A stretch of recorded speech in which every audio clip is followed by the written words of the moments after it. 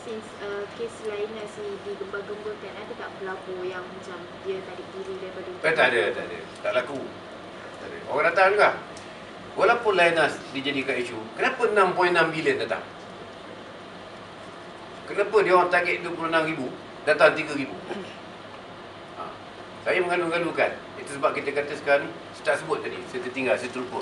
Kita sekarang ni sedang mengolah satu konsep baru, demo tourism. Kalau ada siapa buat demonstration, sudah datang. Ramai-ramai yang boleh. Sebab hotel penuh, restoran penuh. Kalau dapat dia buat hari-hari lagi baik. Betul kau dulu.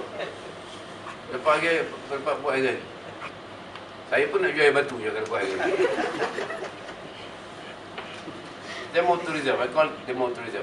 Provided the demonstration is held based on the law, you don't flout the law, you follow rules, regulations set by the police, it's okay.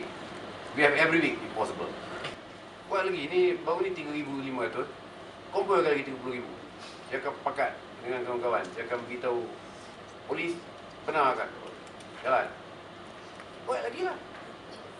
Itu si Anwar Ibrahim ke, Lim Kee Siang datang lagi. Bawa 35,000 pula. Saya buka kedai channel.